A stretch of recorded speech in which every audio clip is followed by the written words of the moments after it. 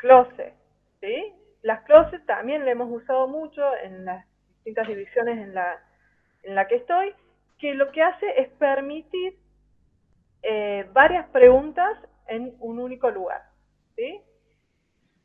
Eh, Voy a empezar con esta, que la voy a hacer en el aula de distancia. El aula de distancia ustedes saben que es como un mix entre el aula presencial y el aula de exámenes. Eh, entonces, bueno, vamos a cargarlo aquí en el aula de distancia en primer lugar y después les comento las diferencias con las otras aulas. Las preguntas closet figuran también como de respuestas anidadas. Fíjense este simbolito acá, es importante tenerlo presente porque en el aula de examen, esto mismo que vamos a ver acá con un signo de pregunta, aparece con un simbolito. Este símbolo acá de respuestas anidadas. ¿Cuál es la ventaja de estas preguntas? Que me permite, como dije, efectuar varias preguntas juntas, una debajo de la otra. ¿Qué tipos de preguntas admite? Admite respuesta corta, a ver si voy aquí, respuesta corta en donde importe diferenciar entre mayúsculas y minúsculas, luego un menú desplegable que es parecido a lo que se ve con las de emparejamiento, solo que aquí yo puedo cargar en cada renglón algo que me interese, que tenga bastante relación con la pregunta, a veces en la de emparejamiento eso es más complicado. Luego, choice en forma vertical, choice en forma horizontal, es decir, que me pone un botón al lado del otro, y preguntas de tipo numérica. Esas son las preguntas que engloba la clase, no otras, ¿sí? Si queremos hacer un conjunto de preguntas que esté en este catálogo, lo podemos hacer con esta opción. Les voy a mostrar, por ejemplo, cómo se vería en un cuestionario una pregunta de este tipo. Acá, para no dejar de lado, porque en las numéricas siento que dejo de lado a veces a otras materias, hice un ejemplo de contabilidad, ¿sí? ¿A qué rubro pertenece la cuenta indicada en la primera columna? Aquí van a tener un menú desplegable que ellos tendrían que elegir a qué rubro pertenece. Después, complete la siguiente ecuación escribiendo la palabra faltante, sería un caso de respuesta corta. Y finalmente, si las ventas anuales ascienden a 15.000 pesos y el costo de mercadería vendida es un 70% de las ventas, ¿cuál es la utilidad bruta del ejercicio? En este caso sería una respuesta de tipo numérica. Como ven, combino tres tipos de preguntas en una sola. Vamos entonces a empezar a cargar esto. Yo de nuevo ya lo tengo medio prehecho. Voy a copiar este enunciado aquí y vamos a comenzar a completar. ¿Sí? Esa se la podríamos hacer en el aula de Susana, de Vos decís contabilidad, si se le queda, ¿eh? que no te siga usando el aula de administración, de introducción a la matemática para esto. Bien. Te presto el aula, te la presto, no hay problema. Bueno, vamos a comenzar entonces a completar esto. Para esta primera parte que dijimos del cuadro, que queríamos que completen eligiendo el rubro adecuado, vamos a ir al signo de pregunta, y esto es igual esta aula que la presencial, el signo de pregunta, y elijo acá qué tipo de pregunta quiero. En este caso, vamos a elegir menú desplegable en línea en el texto. ¿Sí? Voy a ir a insertar, perdón, vamos a comenzar de vuelta. Me apuré demasiado.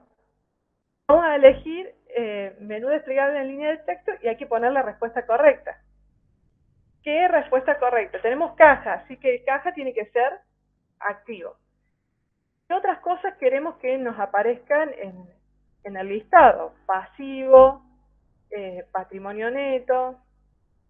Vamos a añadir algunos campos más, resultados positivos y resultados negativos. Fíjense que marco la respuesta correcta y al lado qué porcentaje le doy, el 100%.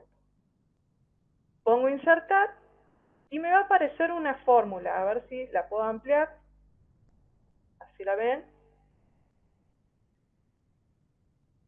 Vamos a poner 18. Fíjense, ¿cómo se lee esto? Por defecto me va a dar una puntuación de 1 a cada una de las respuestas. Es decir, que al total de valor que yo le asigne a esta pregunta, lo que va a hacer es dividirlo por la suma de cada uno de los cuadrados o preguntas que yo deba completar.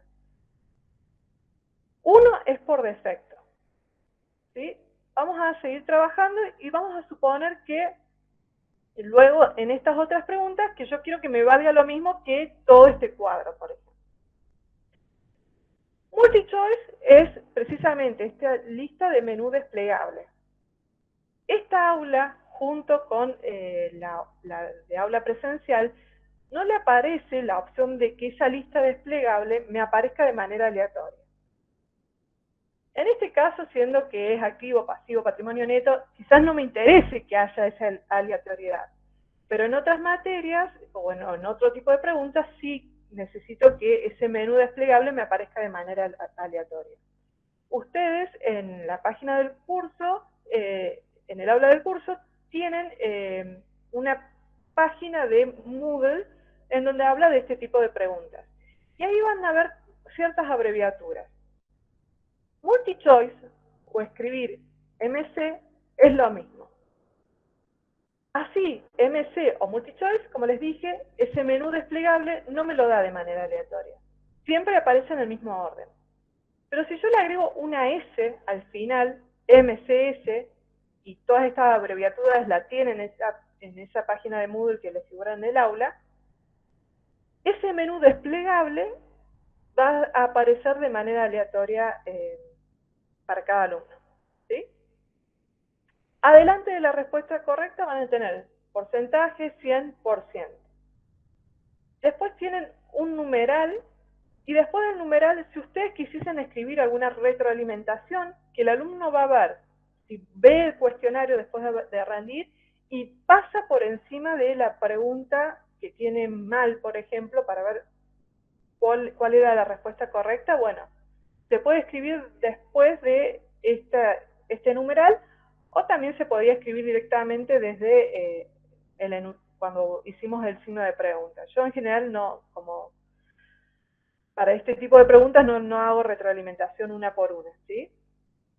Hago una retroalimentación global. Cuando pasa de renglón, tiene esta vírgula.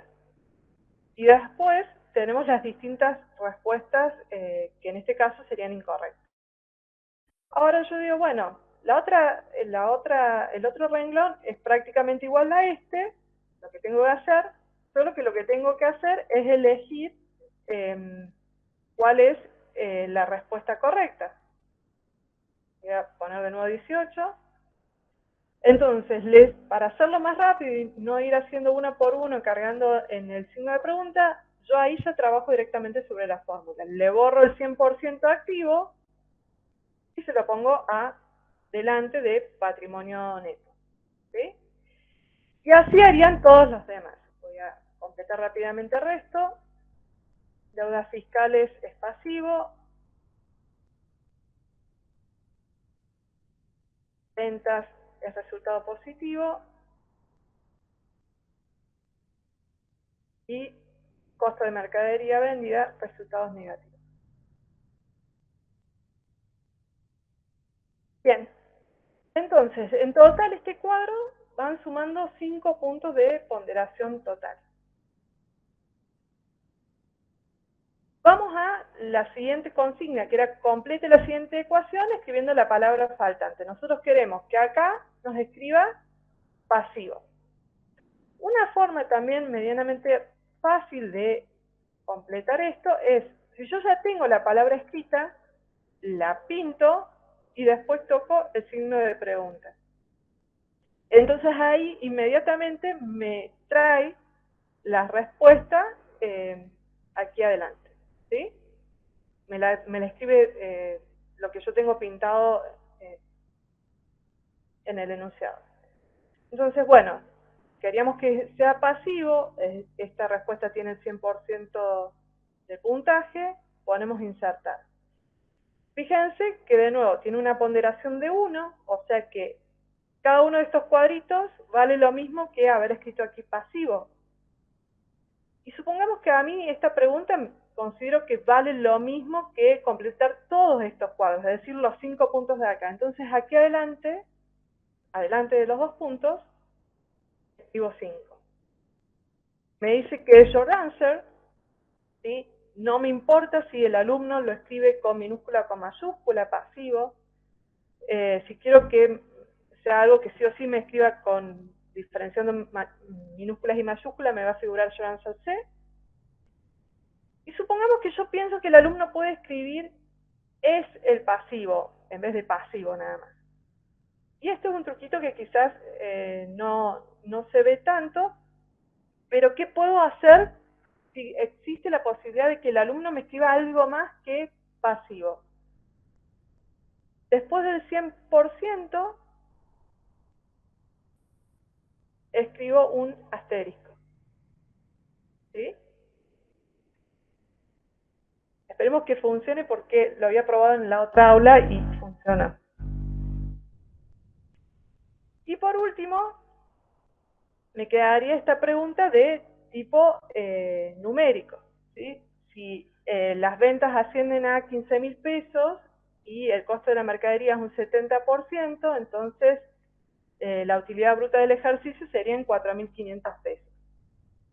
Voy a incorporar una pregunta entonces de tipo numérica, voy a indicarle 4.500 pesos, y fíjense, acá me da la posibilidad de que haya una tolerancia. Si yo considero que la respuesta, como en este caso, tiene que ser exactamente 4.500 pesos, le voy a escribir sí o sí 0. ¿Por qué? Porque si no, me va a dar un error cuando quiera guardar la pregunta. ¿Sí? Me va a decir, usted tiene que escribir un número. Entonces, sí o sí, escríbanle la tolerancia. Acá, si ustedes quieren, le escriben una retroalimentación y ponemos insertar. Les dice que es una pregunta de tipo numérica. Supongamos que también quiero que valga más que rellenar uno de estos casilleritos, un 5. Evelyn, ahí hay una pregunta y dice Oscar, si el estudiante escribe pasivo con B larga o pasivo con C. Bueno, ahí ya estaríamos más complicados. Yo por eso no suelo usar short answer, ¿sí? No suelo usar short answer.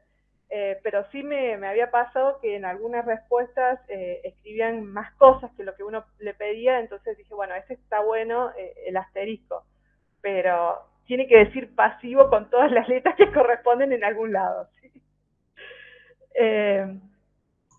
Claro, o pasivos en plural, eso Claro. también puede ser un error. Bueno, uno podría escribir distintas preguntas, distintas opciones, pensando esto, poniéndole a todas el 100%, ¿sí?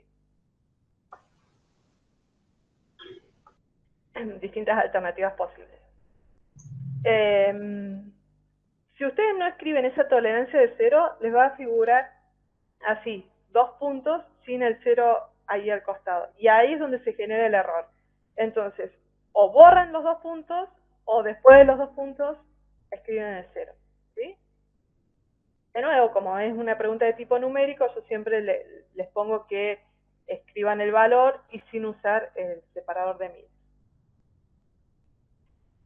Se guarda la pregunta, veamos que todo funcione bien, quedó guardada. Hacemos la vista previa y aquí tenemos para completar. ¿Sí? En el aula de exámenes, voy a ir al aula de exámenes, si ustedes hacen este tipo de pregunta, lo que sucede es que las opciones las aparecen todas, pero ya con su propio nombre. Por ejemplo, tienen que hacer clic en esta flecha y les aparece este logo, este símbolo en vez de signo de pregunta, el editor close, y fíjense que les aparece la lista de cosas que ustedes pueden llegar a hacer. Las multichoice dijimos que eran estas menú desplegable. Multichoice H son los choice que están en forma horizontal, un botón al lado del otro. Multichoice B son las choice comunes, una debajo de la otra. Y si le agregan a estas palabras anteriores la S, hace que esas choice, las alternativas, varíen de lugar. Después está la posibilidad de que haya multirespuesta. Yo sinceramente no uso este tipo de preguntas porque si el alumno marcase todas las choice, como no penalizamos las que están mal, tendría el 100% de la pregunta. Entonces yo no uso las multirespuestas, pero bueno, es una posibilidad. Las numéricas, las que son de respuesta corta, y esta de respuesta corta en donde interesa diferenciar mayúscula de minúscula, ¿sí? Esa es la diferencia que existe entre el aula de exámenes con el aula virtual de distancia o presencial. La presencial es más parecida a lo que estuve mostrando recién, ¿sí? No sé si quedó alguna duda. Esta aula de exámenes, lamentablemente, cuando uno quiere editar cuadros, no tiene tantas opciones como la presencial, que uno puede poner ese color de fondo que yo había mostrado, que puede ponerle bordes y demás. Entonces yo lo que hago es hacerla en un aula presencial, copiar el script y pegarlo acá. Entonces le doy la forma que yo quiero, ¿sí? Bien. No sé si quedó alguna duda. Esta sería, en síntesis, las preguntas close, que bueno, también lo hemos usado mucho en diversas materias. Me quedo